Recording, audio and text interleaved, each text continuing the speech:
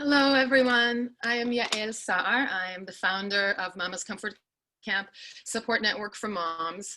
And today we're having a Zoom conversation that we are recording with Samantha Lushtek of Absolute EHS, which stands for Environmental Health and Safety, and Tal Oron Cohen, who is the owner of Ba-Li Cravings, which is an Ithaca-based amazing catering company.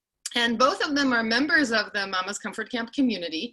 And they told me that recently Sam, who will tell us about her credentials in a minute, Sam helped Tal organize her home kitchen as well as her commercial kitchen to deal with the dangers of the coronavirus and how to properly disinfect in the times of COVID-19. And I wanted to know all about it.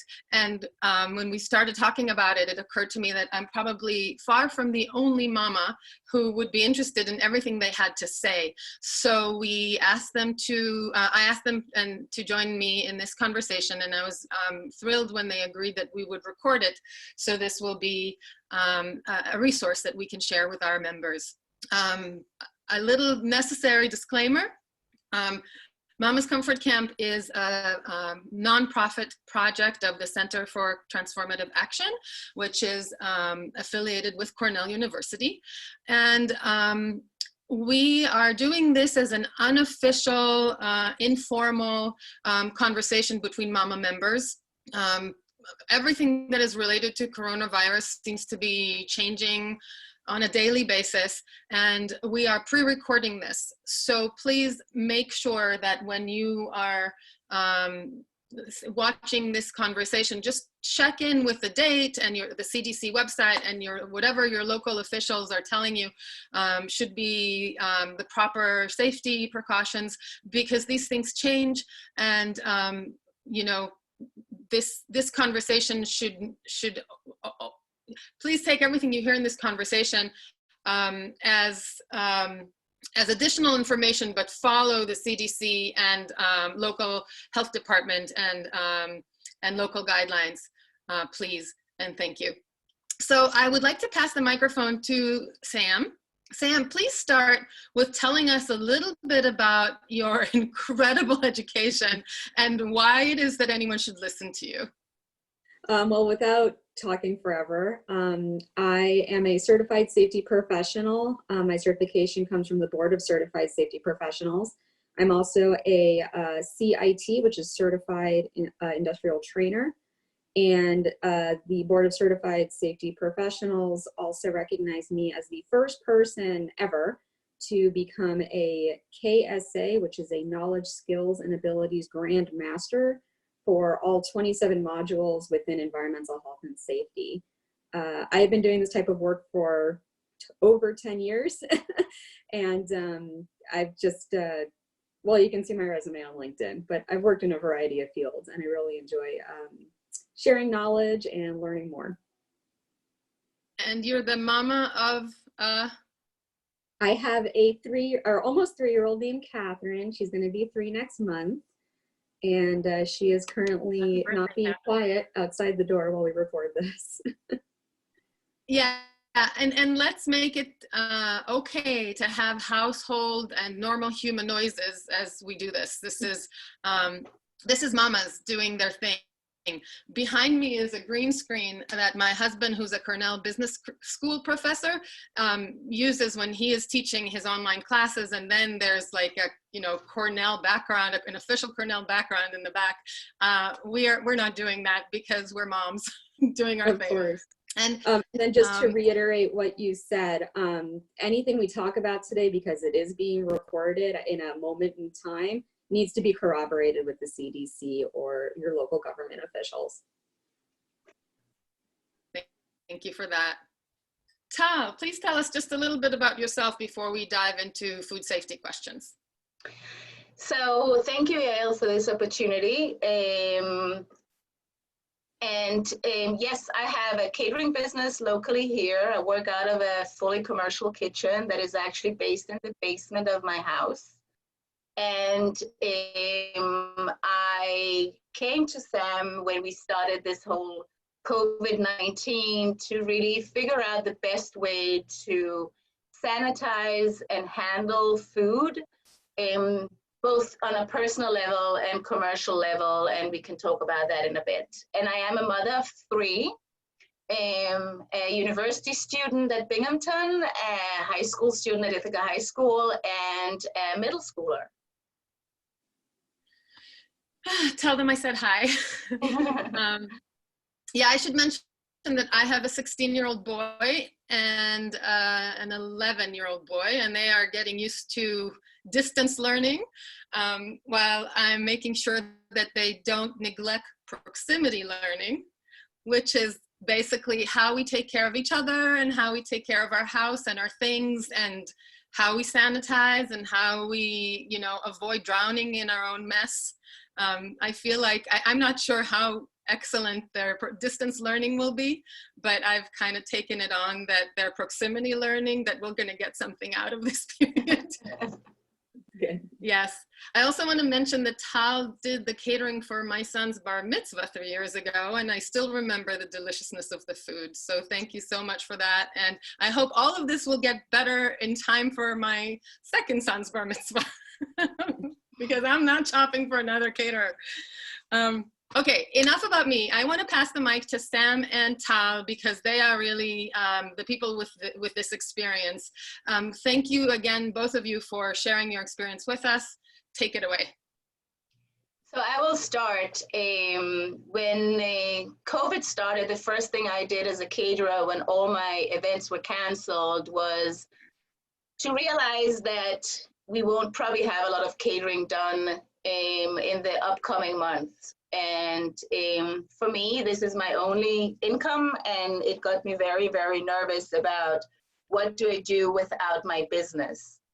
I had the fortune of meeting Sam, and when we start discussing health and safety, I realized that there are things that we can put together as a protocol, as a procedure of keeping the kitchen clean and the handling of food safe to enable me to actually continue on working. And I do Friday night dinner pickups. It's the only thing I do really as the catering.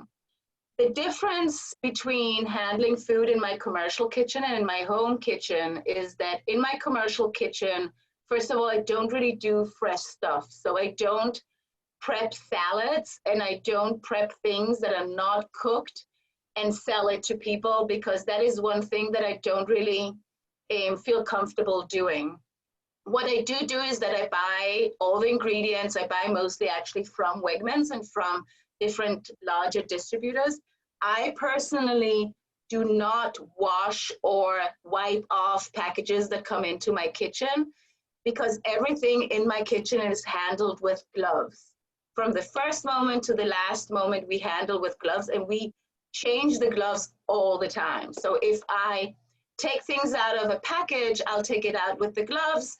I'll take off my gloves, I'll put new gloves on after I've opened up the packages. I'll handle, for example, one kind of course, I'll take off my gloves, throw them out, put new gloves on, which is something that you can do when you have a commercial kitchen and you have hundreds of plastic gloves lying around that you can use and just not think about it. In my own house, I don't wash or wipe off the things that I bring in from Wegmans either. I have worked a few shifts as Instacart shopper at Wegmans with mask and gloves on. So I've seen how little there actually is like real touch of workers with the food, because they do not take one at a time and touch it, but they sort of stack things on the shelves. So I'm not very worried about that. What I am making sure in my house as well is I always wipe and disinfect all counters that I use. I wash my hands very carefully after I've disinfected everything. And then I prep the food and wash my hands in between all the different parts of prepping the food. And then from there, obviously, it's all about, like health department always talks about, keeping the food at the right temperatures, whether it's hot or whether it's cold, before you consume it.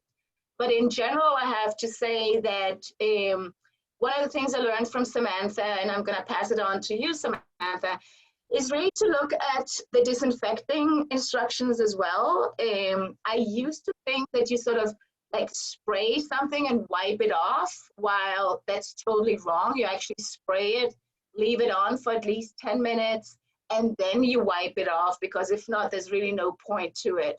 So in my commercial kitchen, when we clean off all the stainless steel, I spray them all with my disinfectant, I leave it on, go on to do something else, come back and wipe it off. So there are things, and that's true for our house as well. If we use Lysol or we use anything else, the idea of spraying and wiping sort of is not really the way to go. So now I feel very confident in everything that I do, which is a big deal because it is a bit scary to feed people these days. But I think that with the knowledge that I've gotten through Sam and really understanding the important things of it, it really gives some kind of comfort. So Sam, I would love it if you take over and share your knowledge and your tips on handling of, you know, groceries and the kitchen and prep. Sure. Thank you. A big distinction just to make with what Tal just said is that in the commercial kitchen, she can unload large amounts of produce and packaged goods, put them all in one area, change her gloves, disinfect things or chop them up and put them straight into a pot. Whereas at home, we're not necessarily doing that big of a prep job. So personally, what I can tell you is, you know, when I go to the grocery store, I still wipe down my cart handle, even though a lot of our stores are actually disinfecting shopping carts. And you should check with your local grocery store to see if they're doing that. But still, we have people handling them all the time. So I'll disinfect the cart if I can with a wipe. I wear gloves into the store. And just remember that, you know, gloves protect your skin from something, but we're not going to absorb COVID through our skin. What we're worried about is surface contact. So for me, as a formally trained chemist, wearing gloves is enough for me not to want to touch my face, which is a big thing there. But when we talk about grocery stores a lot and buying goods off the shelf, and if we can all work together and do what I call shopping with purpose or shopping thoughtfully. So if you look at the shelf, decide you want the Cheerios, and then grab the Cheerios that are closest to you without touching anything else. If the box is damaged, it still tastes the same, so you're going to put it in your cart. Personally, I know my husband and I have bought I think 3 things we just totally didn't need because we accidentally touched them and didn't want to put them back. Because I would rather spend an extra like $10 and make sure my community is not accidentally infected. So that's what I urge people to do. When it comes to loose produce, again, shop intentionally and with purpose. So look at the apple as much as you can and then pick up the apple. And if you're wrong, at least give it to the clerk at the front and just say, you know, this one is moldy or bruised or whatever the case may be. Don't just put it back. I also, similar to Tal, don't disinfect everything when it comes in. If it's something that's shelf stable, I'll put it in my garage for at least a day, especially if it's cardboard. But what I've come to start doing recently is I keep a big plastic tote in my car.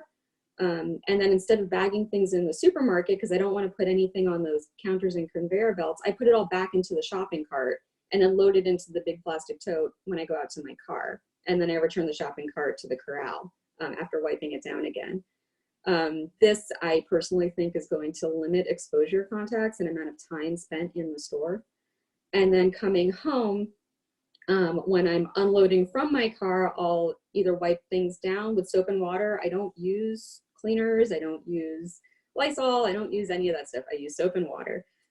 Soap is going to be miles better. And yes, yeah. So when you use soap and water, I understand how to use soap and water on my hands and on countertops and on things, but I'm not sure. So I understand that it's not necessarily to disinfect all the packages that come in from the store. But say that in my family, we really prefer to walk the extra mile, so we will have extra peace of mind. So what I've been doing with my grocery, you know, we've actually had grocery delivered, and what I've been doing is that I've taken I've created a you know, 10% bleach solution, and I've dipped you know, a rag into it, and I just wiped everything with the damp rag, and you know, it was pretty wet, and I didn't wipe it off. I just let everything, you know, so the cardboard things got a little bit wet, but like, who cares? When it came to things like tomatoes or some, you know, potatoes, I wiped them off with a bleach solution, and then I didn't touch them for a day. And then the next day I dunked them in a tub of, you know, I mean, a big bowl with water, and I just let them sit in there. So any residual bleach, you know, I'm assuming got washed off, and then I dried them with a towel. So anything else might get, you know, stuck in and in this case, I'm not concerned about COVID. I'm concerned about residual bleach. Yeah. But to me, it seemed like working with bleach was a safe, and you know, something that I know, and something that like my body has seen before, trying to minimize it, but I don't think of it as something that's terribly toxic. Of course, I'm not going to drink bleach ever. But the other thing that came up for me is that we have a bunch of hydrogen peroxide in the house, which, you know, we use to disinfect wounds.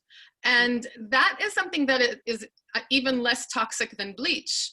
So is this something that I, you know, could I be like damping a rag with hydrogen peroxide to wipe my vegetables?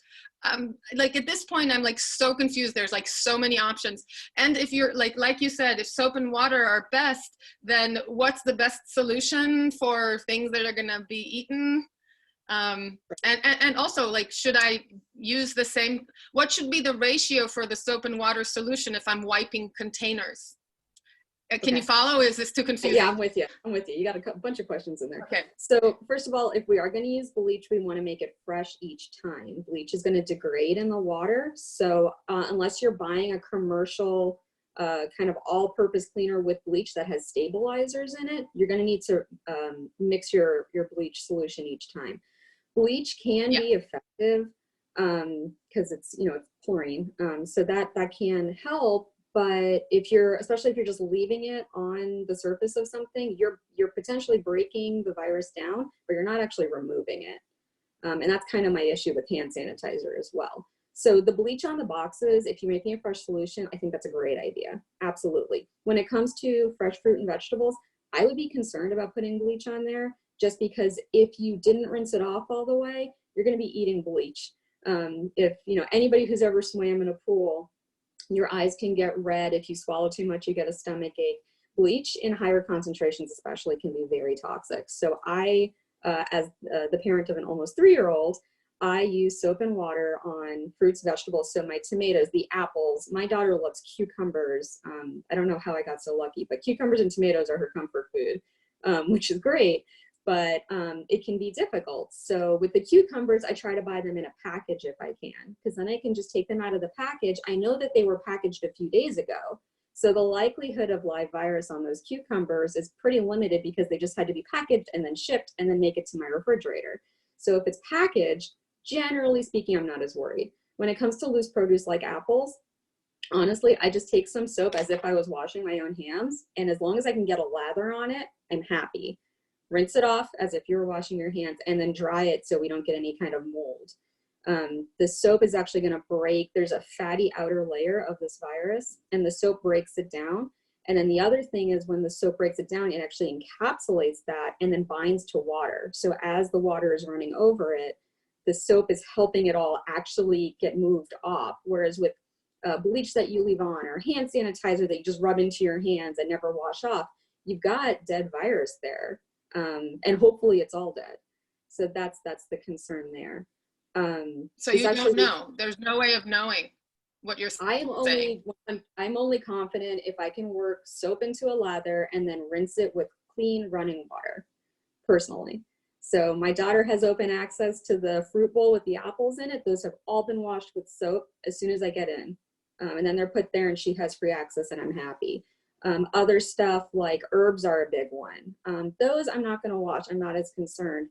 And part of the reason there is when I was talking about like shared shopping carts, if you can imagine you're outside in this wonderful rainy weather and you get mud all over your shoes, right? You start to walk into your home and you have big muddy footprints, but as you're walking down the hallway, which we shouldn't be doing because we should be taking our shoes off, but as we're walking down the hallway, our footprints are fading, right? So it's the same concept here. Even if someone who was positive for COVID sneezed on, let's say, the handrail of your shopping cart and you didn't wipe it off and it was still wet, it's going to stick to your hand. But as you touch more and more things, it's actually going to fade away. It's, you know, the shopping cart is not the source of the COVID. The shopping cart is the surface on which the COVID is. So in that case, it's my long story for something like herbs, which tend to get handled kind of in the middle, not by the part that you're actually going to eat. The chances or the likelihood of me grabbing a set of herbs that someone directly sneezed on, especially now with everybody being so aware, are pretty slim. But that's a risk profile that I put together for my family. Yes. So about that, we're also hearing things about, like, you know, days. If a few days go by, then the virus degrades. I would like you to speak more about that, because personally, like, to me, if the herbs are loose, I don't know who touched them. I'm not comfortable if anyone, you know, if anyone sneezed in their direction or not. And I really do want to keep eating dill and cilantro. So my way of dealing with this was to bring them home and not eat them for the first 2-3 days. Just let them be. And I put them in like by a sunny window. So this question is actually about two things. How many days do we need to let things lie? Is 1 day enough? Is 2 days in the garage if it's non-perishable? Like, you know, that's one part of the question. And the other part of it is the sun. People have been saying to put things in the sun is helpful. 1 hour, 2 days? Is the sun that we get in Ithaca sufficient?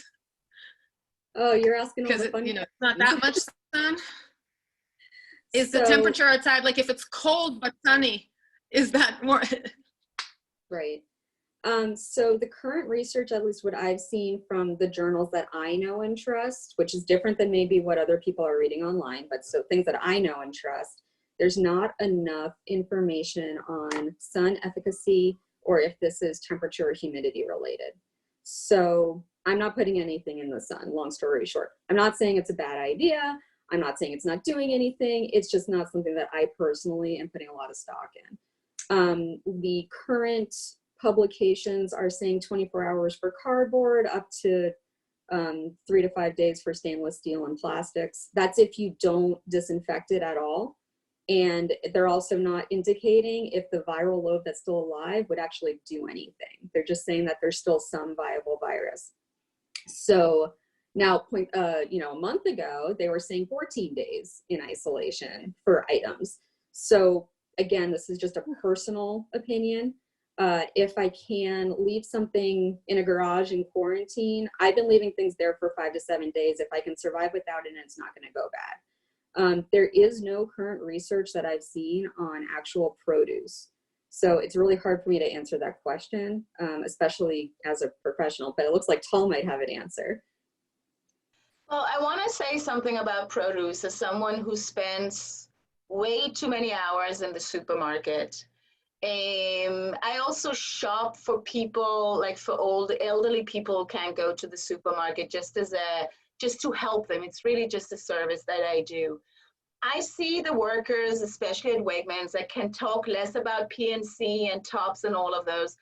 Most of the produce is really brought in those big boxes, and then they're handled. The only thing that is handled one by one would be bananas, where they take one stem at a time and they touch it on the stem. They don't touch the bananas. But when it comes to tomatoes and stuff like that, they don't touch individual parts of the tomato every time they put it, you know, they set it up. I do want to say a lot of people talked over the weekend about Instacart shoppers or the different shoppers in general, about using them versus not using them. And I know that people fear going to the supermarket and being around people who might be sick or not be sick. I personally prefer to do my shopping myself. And I put a mask on, I put gloves on, I go into the supermarket and I leave the supermarket. Shoppers who do shopping for others take much longer than they do when you buy for yourself. And so they spend longer time at the supermarket than you do actually yourself. And then you buy what you need and you leave the store. You have that peace of mind that you know what you've chosen and you know how it has been handled. And I've had a lot of people who do fear going into the supermarket talk to me, and I say, you know, go. Don't go when everyone's there, but go. It takes you, I don't know, half an hour if you do it on yourself. If you buy for a whole week, it might take you 45 minutes or an hour. Take into account that an Instacart shopper who does the shopping can spend up to 2 hours shopping for you. And so that is time that is spent, and your food is spent lying around in the bags, and they take the frozen, and they take the fresh, and they take the refrigerated. But they spend 2 hours in the supermarket shopping for you if you have 50 or 60 or 70 items. And so I really think that if you buy for yourself, you also get to see that people don't touch your stuff. What I like to do, especially with herbs, I put my hand into the bag that I take things in, like you do with a poop bag, sorry for the but you put your hand in, you take the herbs, you put the plastic bag above it, and you put it in your cart. So you don't really touch it. And I think we need to, and again, this is really, I'm not going against anyone who has lots of great ideas, but I think for our own comfort and peace of mind, we need to also decide what is important. Sort of think that if we see and we buy ourselves, we can be confident with our actions. And when it comes to produce, we eat a lot of produce in this house. We really handle it by shopping ourselves, putting it in plastic, coming home, making sure we wash it with soap and water before we eat, not before I put it in my fridge. And I might be totally off on that one, but that's what I feel confident with. And then we enjoy it, and we eat together, and we have family dinners, and we have time to sit and chat. But I think, you know, Tal, I mean, I don't think you're wrong, but I think part of it also has to do with who you have at home. So if your children are older, I think they understand what's going on for the most part. My 3-year-old has no idea. She only knows that she's been playing ABC Mouse way too much, and this is all of her friends at school. So the things that I know she's going to grab, I want to watch them as soon as they come in. Whereas when my husband and I are cooking, it's going to be easier for us to do that visual inspection. And also, I will point out, you know, I totally agree. Yeah, some of the fear I think I've been seeing, particularly with the MCC moms, is, you know, everything you're doing sounds great, but is everybody doing it? And that's kind of where some of these concerns about what do you do when you get your groceries home, like that's where that comes in. I would feel very silly if we didn't go through this and I didn't point out that vinegar is not going to kill a virus for anybody who needs to hear it. There's a huge difference between sanitizing something and cleaning something. Vinegar is not a sanitizer. It will not kill a virus. I'm going to go back to Yael to continue with this, but I had to say something. Yes. So we touched on hydrogen peroxide, but we didn't actually conclude that question. Is that a disinfectant? And also, is there room for using just like rubbing alcohol when it comes to sanitizing food? So let's start with the hydrogen peroxide. So hydrogen peroxide, the reason it's in a brown plastic bottle is because it doesn't react with plastic, and the brown actually keeps light out. If hydrogen peroxide hits light, it's actually going to break down into basically water and gas, which is why back in the chem labs, we have to do peroxide form testings just to make sure we're not making a bomb from having peroxide formers sitting on a shelf. You don't really run into that issue with hydrogen peroxide, mostly organic peroxides, but it's a good illustration. So hydrogen peroxide can break down bacteria, especially. We used to use it in one of my bacteria labs. I personally can't say yay or nay on the efficacy against the virus, mostly because, kind of like with bleach, I can't tell you what concentration you have at home. I don't know how you're using it. There are a lot of other factors that go into it, which is part of why one of the things I did with Tal, and I will point out, with Tal's cleaning procedures, I didn't really make that many changes. This was more of an exercise of making sure it was written out so that we know every time we're doing the exact same thing. The only thing we added was the fact that she does pickups now, which is new. So that was, I mean, Tal, correct me if I'm wrong, but we didn't really change all that much. It's just about making sure that everything's done the same time every way. So when it comes to hydrogen peroxide, I don't know how old the hydrogen peroxide you have is. I don't know how you're using it. I would not put a ton of stock in hydrogen peroxide for that reason, mainly. Yes, Tal. I just want to add, I work by the guidelines of the health department, and they have a lot of information on the website for anyone to look at. And we got a lot of protocols and things that we needed to make sure we do when the COVID started. And I do communicate with all of the businesses around and make sure that we are up to date on the procedures. That's why we didn't have much to do there. But just people who have questions to go on the website of, for example, the Tompkins County Health Department, because they do have a lot of tips and information that are very relevant. Yes, cool. Absolutely. So Samantha, I just want to make sure we answer the question about rubbing alcohol. Yes. Is it, say, you know, we all have 90, alcohol 90 or alcohol 70, and we have paper towels or rags that like we could just dab and wipe our tomato. Is that any better? So with the alcohol, because it is volatile, I would rather pour it directly on the tomato if I can, or even soak the tomato so you can keep using the alcohol as it, because it's going to evaporate, right? Now that said, the science is showing that the 70% is effective on surfaces, and with the 60% is what we're seeing more in hand sanitizers. But again, with alcohol, the concern is that it's only so effective. And not only is it only so effective at killing the virus, it's actually leaving some of the virus behind.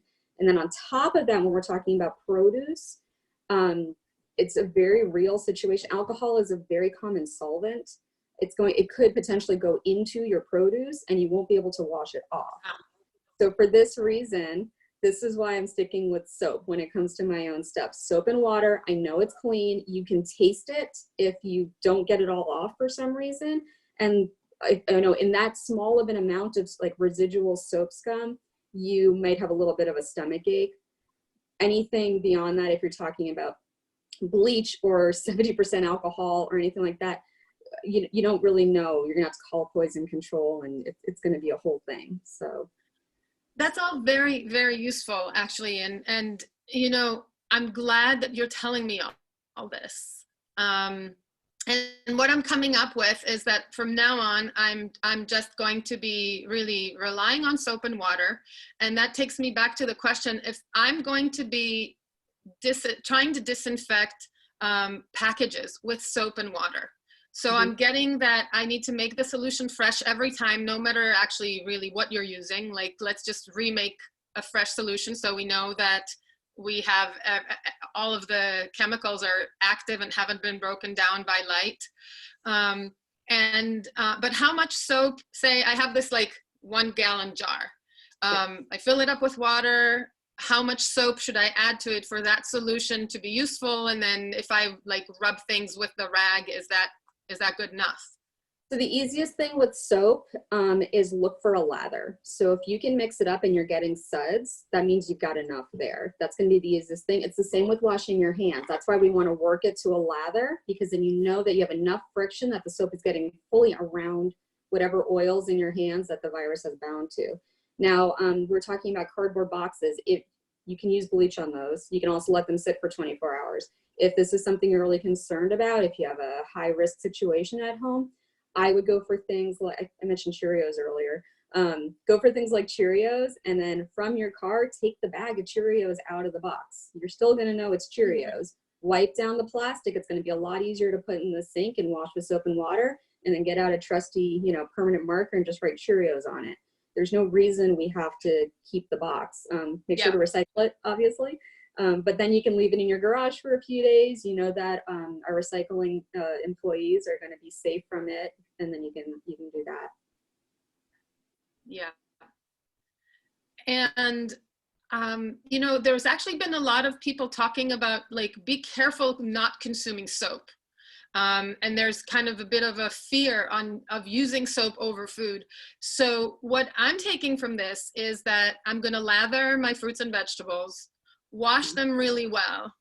Yeah. And then I think I'm going to just keep, this is something that just came up to me. Tell me if it's a good idea or not.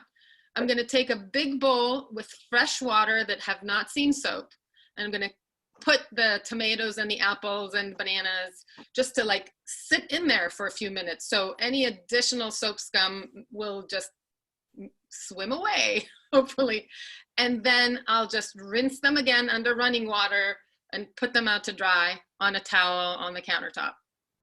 And then I know that they are, anything that was washed off, like the germs are dead, washed off, and the soap is gone. I think this I know this is overkill. I'm just Tal, like taking actually. it. Tal does this every day in her kitchen, so I'm gonna let you walk us through how you do this.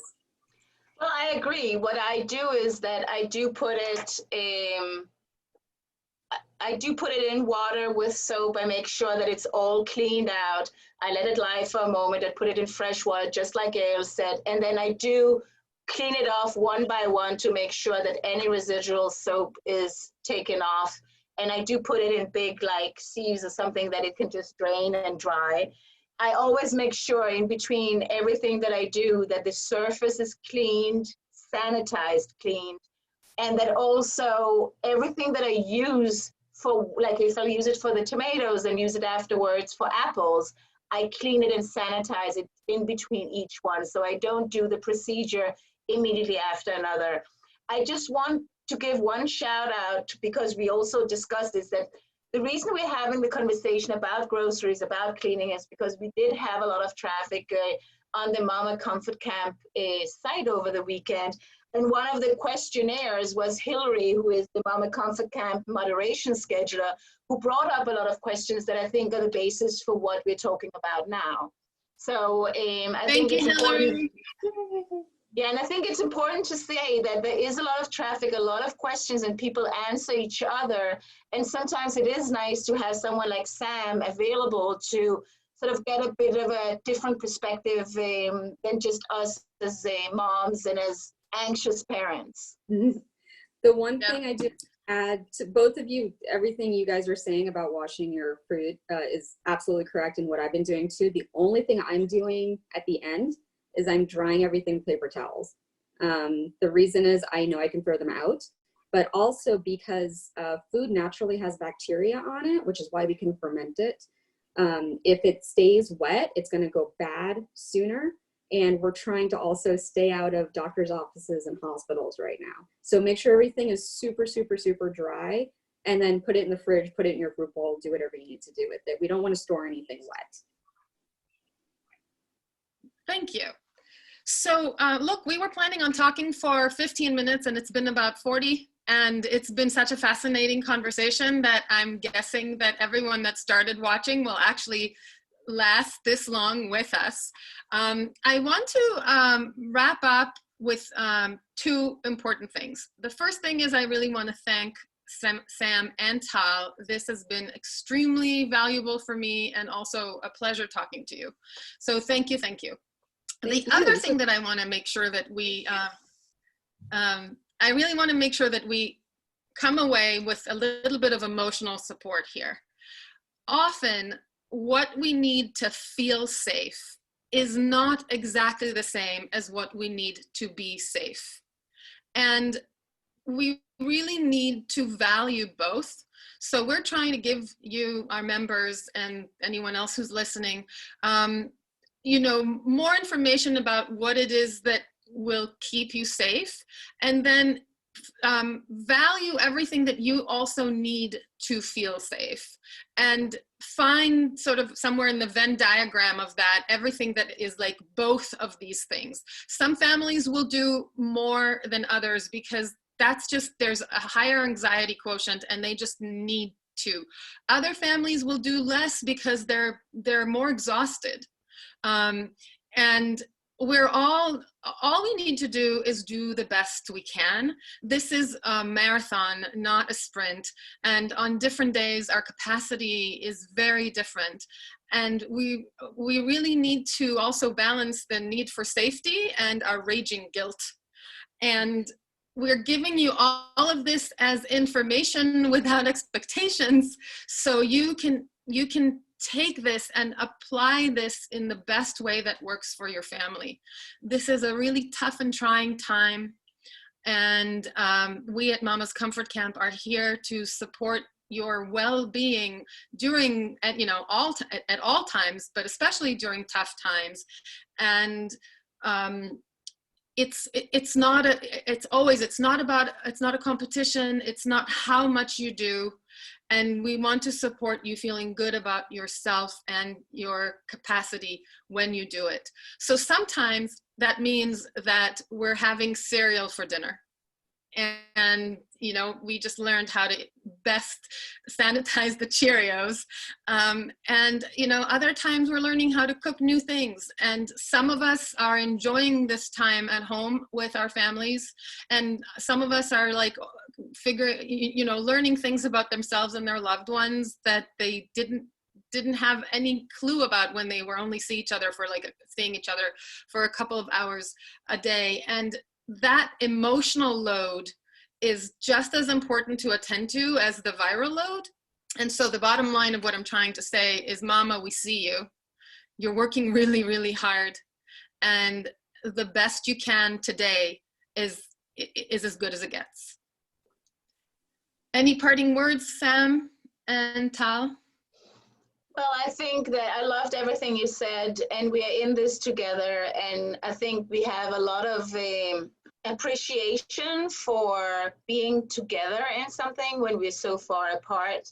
And we are definitely going to get through this, and we'll all get to the other side stronger together. Yeah.